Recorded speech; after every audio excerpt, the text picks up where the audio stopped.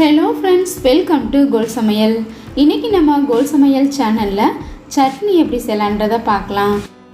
காரசாரமாக கார சட்னி இப்படி ஒரு தடவை செஞ்சு பாருங்கள். கோல் சமையல் சேனலை சப்ஸ்கிரைப் பண்ணிக்கோங்க.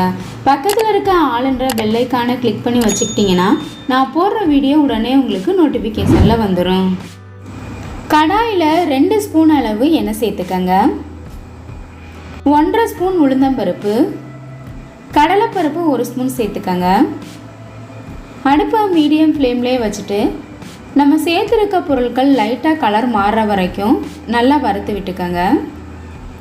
காரத்துக்காக நான் 6 வரமிளகாய் சேர்த்துருக்கேன்.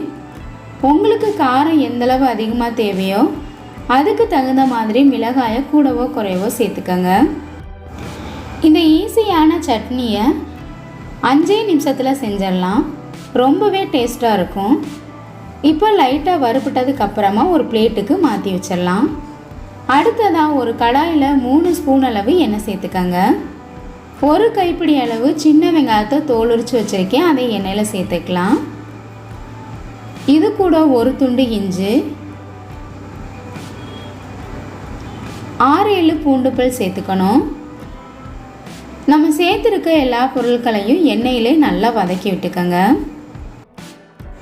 ஃப்ரெண்ட்ஸ், இந்த வீடியோ உங்களுக்கு பிடிச்சிருந்தா ஒரு லைக் கொடுங்க. சின்ன துண்டு புளி சேர்த்துக்கங்க. சின்ன சைஸில் இருக்க பழமான தக்காளி பழமாக நான் கட் பண்ணிவிட்டு சேர்த்துருக்கேன். புளி சேர்த்துருக்கனால தக்காளி பழம் அதிகமாக தேவைப்படாது. கொஞ்சமாக கருவேப்பிலை, சட்னிக்கு தேவையான அளவு உப்பு சேர்த்துக்கங்க. நம்ம சேர்த்துருக்க உப்பு கரெக்டாக இருக்கும். தேவைப்பட்டதுன்னா கடைசியாக சேர்த்துக்கலாம். எல்லாத்தையும் நல்லா எண்ணெயிலே நல்லா வதக்கி விட்டுக்கோங்க.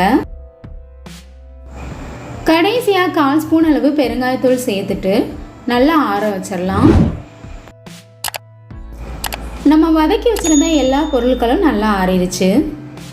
ஒரு மிக்ஸி ஜாரில் சேர்த்துட்டு நல்லா நைஸான பேஸ்ட்டாக அரைச்சி எடுத்துக்கோங்க. நல்லா நைஸாக இந்த மாதிரி அரைச்சதுக்கப்புறமா சட்னியை தாளித்து விட்டுடலாம். தண்ணி சேர்க்கணும்னா மிக்ஸி ஜாரை அலசிட்டு கொஞ்சமாக சேர்த்துக்கங்க. நான் தண்ணி சேர்க்கல, கெட்டியாக தான் இந்த சட்னி வைக்க போகிறேன். ஒரு கடாயில் 2 ஸ்பூன் அளவு எண்ணெய் சேர்த்துட்டு 1/2 ஸ்பூன் கடுகு, உளுந்து 1/2 ஸ்பூன், 1 கொத்து கருவேப்பிலை சேர்த்துக்கங்க. நம்ம அரைச்சி வச்சுருக்க சட்னியில் எடுத்து ஊற்றிடலாம். இப்போ நமக்கு சூப்பராக கார சட்னி ரெடி ஆயிடுச்சு. இட்லி, தோசை, சாதத்தோடு வச்சு சாப்பிட்றதுக்கு இந்த ஈஸியான சட்னி ரொம்பவே சூப்பராக இருக்கும்.